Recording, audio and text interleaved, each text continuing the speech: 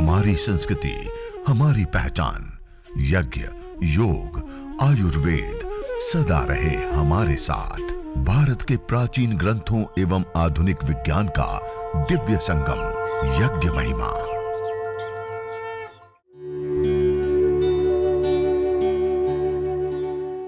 भारतीय संस्कृति में यज्ञ, योग एवं आयुर्वेद जैसी अमूल्य विद्याएं हैं, जिसका मूल है वेद। इतिहास की ओर दृष्टि डालें तो भगवान राम, भगवान कृष्ण से लेकर राजा महाराजाओं, ग्रामवासियों व अरण्यवासी ऋषियों की कुटियों तक नित्य व नैमित्तिक यज्ञों का प्रचलन देखने को मिलता है। अब हम सब मिल करके इस यज्ञ को, हवन को, अग्निहोत्र को करेंगे और यज्ञ हवन अग्निहोत्र करने के पश्चात इसी से संबंधित जो आपके कोई प्रश्नोत्तर आदि हैं तो उसको हम लेंगे। आज यहाँ पे मैं खुले में बैठा हुआ हूँ निरामयम के इस प्रांगण में, और ये पूरी हरियाली, पेड़ पौधे और पूरा आप एक माहौल देख रहे हैं। यहाँ पे थोड़ी सी हवाएं ज़्यादा चल रही हैं तो हवन करने के लिए थोड़ा सा हवाओं का ज़्यादा बहाव है। तो यज्ञ करने के लिए, हवन करने के लिए, अग्निहोत्र करने के लिए हम पूर्व तैयारी जो करते हैं, इसके लिए सामग्री, घी आदि कुछ चीजें आपको बता दी। अब हम वेदी की पूर्व तैयारी करेंगे तो कैसे करेंगे? तो हवन कुंड के बीच में पहले इस प्रकार से आपके पास जो लकड़ी है, आम, पीपल, बरगद, गूलर, पलास आदि की, वो लीजिए और वेदी के तल में इस प्रकार से थोड़ी सी मात्रा में छोटे छोटे टुकड़े करके डाल दीजिए। मेरे पास एक गोबर की स्टिक है, गाय के गोबर से बनी हुई लकड़ी है, तो उसको मैं ये इसके तल के अंदर छोटे छोटे से टुकड़े करके डाल रहा हूँ। आपके पास जो भी समिधा आदि उपलब्ध हो उसके छोटे छोटे टुकड़े लेकर के आप वेदी के तल में, यज्ञ कुंड के तल में, या फिर जो भी पात्र आपके पास है हवन करने के लिए उसमें नीचे रख दीजिए। इस प्रकार से ऐसे थोड़े से नीचे रख दिए। उसके बाद वेदी के हिसाब से ऐसे समिधाओं को काट करके दो समिधाओं को ऐसे खड़ा रख दीजिए। ऐसे जो यजमान यज्ञ करता है उसमें जो घी की हम आहुति देते हैं वो यज्ञ के पश्चिम दिशा में पूर्वाभिमुख होकर के बैठते हैं, और अन्य जो परिजन हैं वो वेदी के अन्य दिशाओं में बैठते हैं। और अकेले है तो जैसे मैं कर रहा हूं वैसे करिए, पूर्वाभिमुख होकर के बैठ गए और फिर किया। इसके पश्चात ये जो दो समिधाएं खड़ी रखी, फिर 4 अंगुल, ये 4 और ये 4 8, ये 8 अंगुल की समिधाओं का हम प्रयोग करते हैं समिधा धान में। तो ऐसे 8 अंगुल नाप करके और इसको ऐसे हमने तोड़ दिया। ये 8-8 अंगुल की हम 3 समिधाएं विशेष रूप से हम लेते हैं, जिसको हमें समिधा धान में विशेष रूप से प्रयोग करना है। ऐसे आप नाप करके 8-8 अंगुल की 3-4 समिधाएं पहले से ही काट करके रख लीजिए। आप लकड़ी होगी तो कोई दूसरा सहारा लेना पड़ेगा, लकड़ी नहीं है, ये गोबर की स्टिक जैसे मेरे पास है तो उससे आप ऐसे आराम से इसको काट सकते हैं। अब इन समिधाओं को, और ये जो हमने बीच में 2 समिधा लगाई उसके बीच में थोड़ा सा आप रुई लीजिए और उस रुई को ऐसे फैला दीजिए, और फैला करके इस रुई को इसके बीचों बीच ऐसे लगा दीजिए, और उसके ऊपर थोड़ा सा गाय का घी सिंचित कर दीजिए। पिघला हुआ हो, गर्म करके गाय के घी का हम प्रयोग करते हैं। और ऐसे वो जो रुई हमने रखी है उस रुई को भी गीला कर देते हैं। नीचे जो छोटी छोटी समिधा रखी उसको भी हल्का हल्का गीला कर दिए। जब आप हर रोज करेंगे तो इतना सारा घी और इन सारी चीज़ों को करने की इतनी अपेक्षा नहीं रहती है। जब आप नए नए पहली बार करते हैं तो इतना जरूर करें तो अग्न्याधान अच्छे से होगा, अग्नि अच्छे से प्रदीप्त होगी और बहुत अच्छे से आप यज्ञ कर पाएंगे। तो ऐसे थोड़ा सा घी डाल करके सिंचित कर दिया, और कपूर की 1 या 2 टिकिया लेकर के उसको जब हम इस प्रकार से दबाते हैं तो उसका पाउडर हो जाता है ऐसे दबाने पर। फिर उसको आप ऐसे, वो जो रुई बीच में रखी उसके ऊपर जो समिधा रखी उसके ऊपर ऐसे पाउडर करके डाल दीजिए। ऐसे ऐसे थोड़ा कपूर बुरक दिया। उसके पश्चात ये जो हमने 4 समिधाएं ली हैं समिधा धान के लिए, उसको आप गाय का घी से ऐसे भिगा करके रख लीजिए। ये जब हम समिधा धान करेंगे तब विशेष करके इन समिधाओं का हम प्रयोग विशेष रूप से लेंगे। ऐसे गाय के घी से भिगा करके हम 3 समिधाओं को पहले से ही रख लेते हैं, थोड़ा थोड़ा गाय का घी, और ऐसे कटोरी के अंदर, छोटे से कोई पात्र के अंदर आप देख पा रहे हैं मैंने लिया है ऐसे 50 ग्राम, 60 ग्राम, 70 ग्राम थोड़ा सा गाय का घी ले लिया। और इस प्रकार से समिधाओं को हमने गाय के घी से भिगा करके सामग्री की प्लेट में, या कोई अलग से दूसरी प्लेट रख करके उसमें भी हम रख सकते हैं। ये समिधाएं जब हम 4 मंत्रों के माध्यम से समिधा दान करेंगे 3 समिधाओं को, तब ये काम में आएगी। और एक समिधा हम एक्स्ट्रा, क्योंकि 2 हमने खड़ी रखी है, फिर 2 आडी आएगी और 2 सीधी आएगी, कुल मिलाकर के 6 टुकड़े हमें चाहिए। तो इस प्रकार से आप इसको विशेष रूप से गीला कर ले, भिगा ले गाय के घी से और रख लिया। इसके अतिरिक्त एक कोई छोटा सा टुकड़ा लेकर के उस टुकड़े को विशेष रूप से गाय के घी से भिगा लीजिए। जब हम समिधा अग्न्याधान करेंगे तो अग्न्याधान करने के पश्चात हम इस टुकड़े को विशेष रूप से उस अग्नि की लो के ऊपर बीचों बीच रखेंगे, जिससे वो अग्नि तुरंत प्रदीप्त हो जाती है। ऐसे एक छोटा सा कोई टुकड़ा रख ले। एक बार यज्ञ करने के लिए ये जो काव डंग स्टिक है 1 इंच बाय 1 इंच मोटी और 1 फीट लंबी है, ये 3 लकड़ी हम लेते हैं, तो 3 लकड़ी लेने पर हमारा यज्ञ यह संपन्न हो जाता है। और यह जो गोमय समिधा है ये पतंजलि के सभी स्टोर के ऊपर अभी कुछ ही दिनों में आ जाएगी, काफी सारे स्टोर के ऊपर चली भी जा चुकी है। तो यह गोमय समिधा के अंदर ऐसी 14 स्टिक होती है, 1 फीट लंबी और 1 इंच बाय 1 इंच चौड़ी, और 3 स्टिक लेते हैं तो एक बार का यज्ञ अच्छे से हो जाता है। और हमें अन्य लकड़ियों की आवश्यकता, इसकी एफिशिएंसी भी ज्यादा होती है। और जैसे हम समिधाओं का चयन करते हैं लास्ट तक वो समिधाएं वैसी की वैसी रहती हैं, बीच में टूटती नहीं है। और गाय का घी भी डालते तो अवशोषित करके उसको जला देते हैं, अन्य लकड़ी होती है थोड़ा नीचे से उतर जाता है। और इसकी भस्म भी बहुत विशेष लाभकारी और उपयोगी होती है।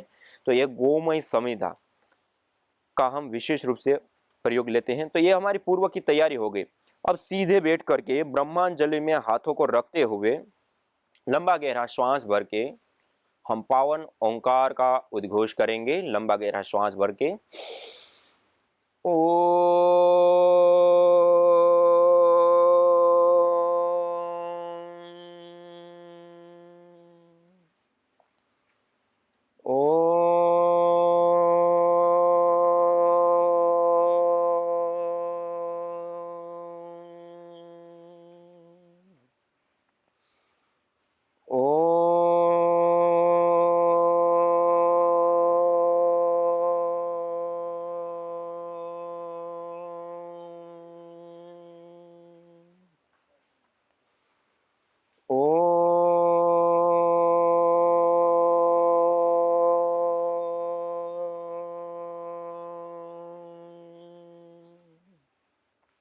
ऐसे ओमकार के उद्घोष के साथ हम मंगलाचरण करते हैं। मंगलाचरण करके बाद पवित्रीकरण शुद्धिकरण की एक प्रक्रिया होती है, आचमन अंग स्पर्श आदि करें। अब हम दाएं हाथ, राइट हैंड में दाएं हाथ की अंजलि में हम जल ले लेंगे।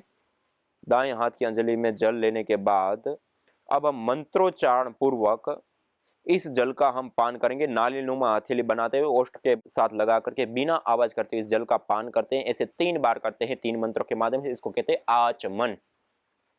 ओम अमृत पस्तरणमसि स्वाहा। दूसरी बार जल लेंगे, दूसरे मंत्र के माध्यम से फिर से हम आचमन करेंगे।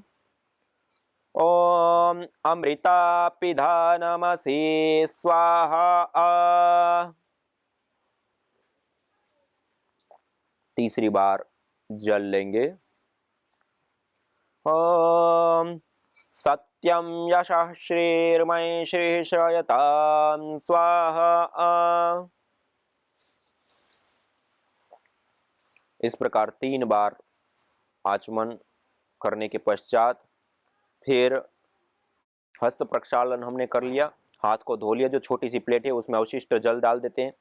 फिर उसके बाद बाएं हाथ के अंदर में, लेफ्ट हैंड में हम जल लेंगे और दाएं हाथ की मध्यमा और अनामिका, राइट हैंड की मध्यमा और अनामिका 2 उंगलियों को जल में स्पर्श करते हुए हम एक एक अंग का स्पर्श करते हुए उस अंग की पवित्रता के लिए, उस अंग की शुद्धिकरण के लिए हम प्रभु से प्रार्थना करते हुए, मनोकामना करते हुए कि हे प्रभु, हे ईश्वर जगदीश्वर, हमारी आंखों में देखने की शक्ति, कानों में सुनने की शक्ति, नासिका में सूंघने की शक्ति आदि जो हमारी इंद्रियों की शक्तियां हैं वो बरकरार रहे। जब तक हम जिए तब तक हमारा साथ दे। इस प्रकार से हम अंग स्पर्श करेंगे। ओम वांग्म आस्यस्तु, ओम नसोर्मे प्राणोऽस्तु, ओम अक्ष्णोर्मे चक्षुरस्तु, ओम कर्णयोर्मे श्रोत्रमस्तु, ओम बाह्वोर्मे बलमस्तु, ओम ऊर्वोर्म ओजोऽस्तु, ओम अरिष्टानि मिंगानि तनुस्तन्वा में सह सन्तु। शरीर के सभी अंगों के ऊपर, अवयवों के ऊपर जल का छिड़काव कर देते हैं। इस प्रकार यह आचमन और अंग स्पर्श की क्रिया हमने संपन्न की। आचमन और अंग स्पर्श या पवित्रीकरण, शुद्धिकरण की प्रक्रिया को संपन्न करने के पश्चात अब हम ईश्वर स्तुति, प्रार्थना, उपासना के 8 मंत्रों का श्रद्धा भाव के साथ हम उच्चारण करेंगे। तो आप सभी भाई बहन अपने अपने स्थान पे, अपने अपने घर में, जहां कहीं पर भी आप हैं, मेरे साथ सीधे बैठ करके हाथ जोड़ते हुए पूरे श्रद्धा भाव के साथ आइए हम सब लोग मिल करके ईश्वर स्तुति, प्रार्थना, उपासना के वेद के 8 मंत्रों का हम श्रद्धा भाव के साथ उच्चारण करेंगे। अथ ईश्वर स्तुति प्रार्थनोपासना। ओम विश्वानि देव सवितर्दुरितानि परशुव, यद्भद्रं तन्न आसुव।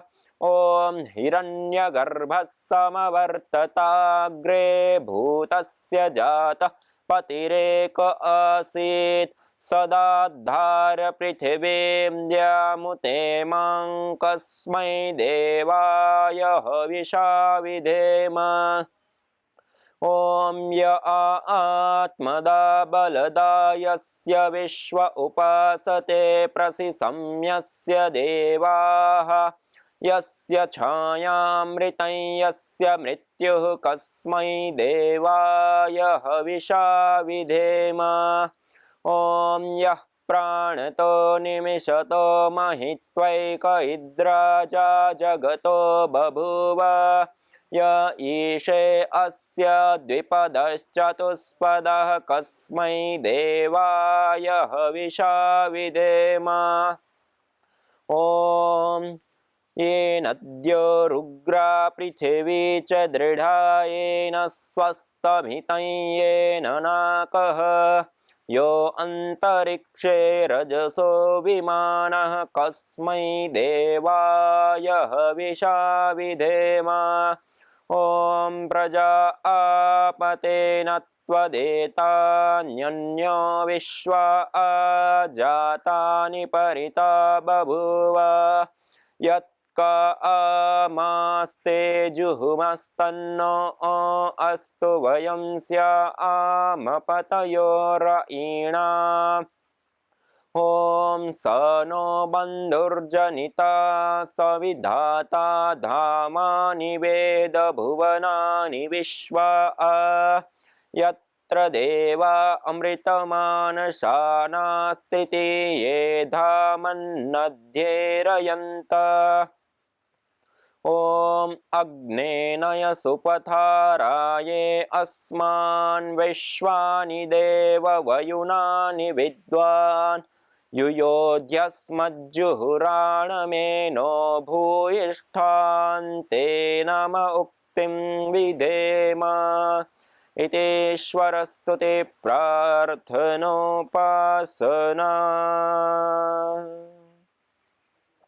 इस प्रकार पूरी श्रद्धा भाव के साथ ईश्वर स्तुति, प्रार्थना, उपासना के 8 मंत्रों का हम उच्चारण करते हुए हमने यह यज्ञ को प्रारंभ कर रहे हैं। अब आइए दीप प्रज्वलन करेंगे। जो हमारे पास दीपक रखा हुआ है उसको हम अगले मंत्र के माध्यम से 3 महाव्याहृतियों का उच्चारण करते हुए हम इस दीप को प्रदीप्त करेंगे। थोड़ा सा गाय का घृत आदि को सिंचित करके रख लें। अब 3 महाव्याहृतियों का उच्चारण करते हुए और अग्नि देवता का आह्वान करते हुए हाथ जोड़ते हुए ओम भूर्भुवः स्वः। दीप प्रज्वलन करने के पश्चात अब श्रुव के अग्र भाग में एक कपूर की टिकिया को ऐसे रख दीजिए। इस टिकिया को इस दीपक के माध्यम से प्रदीप्त करते हुए अगले मंत्र के माध्यम से हम वेदी के मध्य भाग में रखेंगे। ओम भूर्भुवस्वर्योरिव भूम्ना पृथिवी वरिम्ना तस्या आस्ते पृथिवी देव यजनि पृष्ठे अग्निमन्नादमन्नाद्याया दधे। वेदी के मध्य में जो हमने रुई रखी है उसके ऊपर कपूर डाला था, उसके ऊपर इस टिकिया को रख दीजिए। अब दीपक को ईशान कोण में रखते हैं और जो पूर्व दिशा और उत्तर दिशा है उसका जो कोण होता है उसको कहते हैं ईशान कोण। तो इस दीपक को हम ईशान कोण में रखते हैं और अब हम वेदी के मध्य में अगले मंत्र के उच्चारण के दौरान उसके अंदर समिधा लगानी पड़ेगी कि आहुति देनी पड़े, कपूर लगाना पड़े, जो करना पड़े इस अग्नि को विशेष रूप से प्रदीप्त करने के लिए वो क्रिया की जाती। तो हमने एक छोटा टुकड़ा रखा था जो गाय के घी से भिगा करके उसको रखते हुए गाय की घी की आहुति देते हुए हम इस अग्नि को विशेष रूप से प्रदीप्त करेंगे। ओम उद्बुद्ध्य स्वाग्ने प्रतिजागृहे त्वमिष्टापूर्ते सगं सृजेथा मयञ्च अस्मिन् सदस्ते अद्युत्तरस्मिन् विश्वे देवा यजमानश्च सीदत। अब हम समिधा दान करेंगे। जो हमारे पास समिधाएं रखी हैं गाय के घी से सिंचित की हुई, उन समिधाओं को दोनों हाथों से इस प्रकार से प्रणाम मुद्रा में पकड़ करके मंत्रोच्चारण पूर्वक अंतिम में स्वाहा के साथ इन समिधाओं का हम आधान करेंगे। ओम अयंत एद्म आत्मा जातवेदस्तेनेध्यस्वर्धस्व चेद्वर्धय चास्मान् प्रजया पशुभिर्ब्रह्म वर्चसेनान्नाद्येन समेधय स्वाहा। इदमग्नये जातवेदसे इदन्न मम। ओम समिधाग्निं दुवस्यत घृतेर्बोधयतातिथिम् अस्मिन् हव्या जुहोतन सोत्सविद्धाय शोचिषे घृतं तीव्रं जुहोतन अग्नये जातवेदसे स्वाहा। इदमग्नये जातवेदसे इदन्न मम। तीसरी समिधा लेंगे। ओम तन्त्वा समिद्भिरंगिरो घृतेन वर्धयामसि बृहच्छोचाय विष्ठ्य स्वाहा। इदमग्नये अंगिरसे इदन्न मम। ये हमने समिधाओं का चयन किया, 2 खड़ी 2 आड़ी, ये आप देख रहे हैं चारों ओर से हवा लगती है इस प्रकार से, और एक समिधा हमने ऐसे रख दी। तो ये 6 समिधाएं 8-8 अंगुल की 4 और 2 उससे थोड़ी सी छोटी, एक बीच में हमने छोटा सा टुकड़ा उस अग्नि को विशेष रूप से सीधी जो उसकी कपूर की लो है वो उसको लगे, इस प्रकार से रखते हुए इस समिधाओं का चयन कर दिया हमने। अब हम समिधा चयन करने के पश्चात पंचघृत आहुति प्रदान करें, तब तक यह अग्नि अच्छे से प्रदीप्त हो जाती है। ओम अयंत एद्म आत्मा जातवेदस्तेनेद्यस्वर्धस्व चेद्वर्धय चास्मान् प्रजया पशुभिर्ब्रह्म वर्चसे नान्नाद्येन समेधय स्वाहा। इदमग्नये जातवेदसे इदन्न मम। ओम अयंत एद्म आत्मा जातवेदस्तेनेद्यस्वर्धस्व चेद्वर्धय चास्मान् प्रजया पशुभिर्ब्रह्म वर्चसे नान्नाद्येन समेधय स्वाहा। इदमग्नये जातवेदसे इदन्न मम। ओम अयंत एद्म आत्मा जातवेदस्तेनेद्यस्वर्धस्व चेद्वर्धय चास्मान् प्रजया पशुभिर्ब्रह्म वर्चसे नान्नाद्येन समेधय स्वाहा। इदमग्नये जातवेदसे इदन्न मम। ओम अयंत एद्म आत्मा जातवेदस्तेनेद्यस्वर्धस्व चेद्वर्धय चास्मान् प्रजया पशुभिर्ब्रह्म वर्चसे नान्नाद्येन समेधय स्वाहा। इदमग्नये जातवेदसे इदन्न मम ओम अयंत एत्म आत्मा जातवेदस्तेनेद्यस्वर्धस्व चेद्वर्धय चास्मान् प्रजया पशुभिर्ब्रह्मवर्चसेनान्नाद्येन समेधय स्वाहा इदमग्नये जातवेदसे इदन्न मम। यह हमने पंचघृत आहुति प्रदान की, तब तक अग्नि अच्छे से प्रदीप्त हो चुकी है, आप देख पा रहे हैं। दूसरा, जल सिंचन के लिए जब हम यज्ञ करते हैं तो वेदी के चारों दिशाओं में हम जल का सिंचन करते हैं, तो उसके लिए हमें विशेष करके ऐसा एक छोटा सा ताम्र का लोटा, वैसे हमारे घर में स्टील आदि का है तो वो भी चल सकता है, लेकिन पानी के लिए उत्तम माना गया है ताम्र धातु। ताम्र धातु के अंदर रखा हुआ जो जल है वह जल पवित्र होता है, शुद्ध होता है, बैक्टीरिया वायरस आदि से मुक्त होता है। अर्थात हम ऐसा छोटा सा एक ताम्र का लोटा ले ले, यदि हम प्रतिदिन यज्ञ करें तो बहुत ही अच्छा होता है। ये चारों ओर जल सिंचन आदि क्रियाएं करने के लिए विशेष करके उपयोग में आता है। दूसरा, ये हमारे पास और एक छोटा सा जल पात्र रखा हुआ है। इस जल पात्र के अंदर हमने पानी रखा हुआ है। एक ऐसी छोटी सी एक चम्मच है जो आचमन आदि करने के लिए, हथेली में जल लेने के लिए विशेष करके लाभकारी हो। तो ऐसा कोई भी आप पात्र ले, यदि ताम्र का है तो अच्छा है जल का पात्र, यदि ताम्र का नहीं है तो आप कोई भी अपने घर के अंदर छोटा ग्लास, चम्मच, कटोरी होती है तो उसका भी आप प्रयोग ले सकते हैं। दूसरी एक छोटी सी प्लेट और आप अलग से ले सकते हैं, क्योंकि जब हम आचमन, अंग स्पर्श आदि क्रियाएं करेंगे तो उस क्रियाओं को करने के बाद इस पात्र के अंदर जब हस्त प्रक्षालन करेंगे, हाथ को धोएंगे, तब उस जल को इस पात्र के अंदर हम डालते हैं। तो ये छोटा सा एक पात्र अलग से भी हम रख ले, और ये आचमन के लिए हम एक पात्र। आगे एक ऐसा छोटा सा कोई भी दीपक, दिया जिसको हम कहते हैं, जो हम अग्न्याधान करेंगे उससे पहले जब दीप प्रज्वलन किया जाता है, और दीप प्रज्वलन पूर्वक फिर हम अग्न्याधान करते हैं।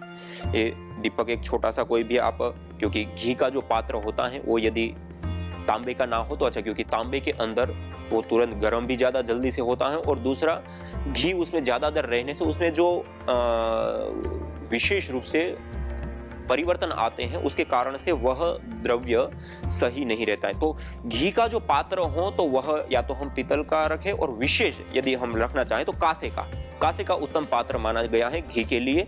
पानी के लिए उत्तम पात्र माना गया है ताम्र पात्र, तो हम कांसे का पात्र भी घी के लिए ले सकते हैं। तो दीपक भी हम पीतल का या कांसे का तो वैसे आता नहीं, तो हम पीतल का दीपक ले सकते हैं। उसमें छोटी सी एक बाती, ये जो मेरे सामने आप देख पा रहे हैं, इस प्रकार से छोटी सी एक बाती बना करके, और उस बाती को हम दीपक के अंदर इस प्रकार से हम लगा देते हैं, ऐसे बीच में, और फिर रख देते हैं। दूसरा, एक ऐसा चम्मच, इसको श्रु बोलते हैं, श्रुआ बोलते हैं, जिसके आगे अंगुष्ठ के बराबर गड्ढे वाली एक छोटी चम्मच होती है और लंबी सी डंडी होती है आवश्यकता अनुसार, और इसमें हम घी की विशेष रूप से आहुति देते हैं। और इसको पकड़ने का एक विशेष ढंग होता है, हम ऐसे नहीं पकड़ते इसको, सामान्य रूप से लोग ऐसे पकड़ करके ऐसे करते नहीं, इसको हमें पकड़ना है जैसे हम पेन पकड़ते हैं। पहले पेन जैसे पकड़ते हैं ऐसे हमने पकड़ लिया, ये मैंने पेन जैसे हम लिखते हैं इस तरीके से पकड़ लिया। अब ऐसे पकड़ने के बाद ये प्रथम उंगली को ऐसे सीधा कर दीजिए। जब आप प्रथम उंगली को सीधा कर दें तो अंगुष्ठ और प्रथम उंगली के मध्य में यहां दब गया, और प्रथम उंगली और अंगुष्ठ के माध्यम से इस प्रकार से पकड़ा गया, ऐसे। अब जब हम ओम का उच्चारण मंत्र से पूर्व करते हैं तब हम घृत को भरेंगे, और जब अंतिम में स्वाहा बोलते हैं तो स्वाहा के साथ हम आहुति देते हैं। ओम के साथ भरना है और स्वाहा के साथ आहुति देनी। एक शुरू की बात है। एक कोई भी ऐसा छोटा सा पात्र आप घृत के लिए रख सकते हैं, जिसमें तपा हुआ, जैसे मेरे सामने आप देख सकते हैं, गरम घी है, पिघला हुआ घृत है, तो ऐसा गरम घृत, पिघला हुआ घृत होना चाहिए। जमा हुआ घी का हम विशेष रूप से प्रयोग यज्ञ के लिए नहीं करते हैं। यज्ञ भारतीय संस्कृति की मुकुट मणि है, प्रतीक है, मूल है। मानव जीवन के हर पहलू के साथ यज्ञ जुड़ा हुआ है, चाहे वह संस्कार, चाहे पूजा पाठ, या फिर पर्व से लेकर हर शुभ अशुभ अवसरों में भी यज्ञ करने की सार्वभौमिक, वैज्ञानिक एवं पंथ निरपेक्ष पावनी परंपरा रही है। आइए हम संकल्प लें, संसार के श्रेष्ठतम कर्म यज्ञ को अपनाएं। पिंड और ब्रह्मांड में संतुलन कायम करने वाले यज्ञ को अपने जीवन का अभिन्न अंग बनाएं एवं प्रकृति मां के प्रति अपने ऋणों को अदा करें। विश्व स्वास्थ्य का एक नारा, यज्ञ से होगा जग उजियारा।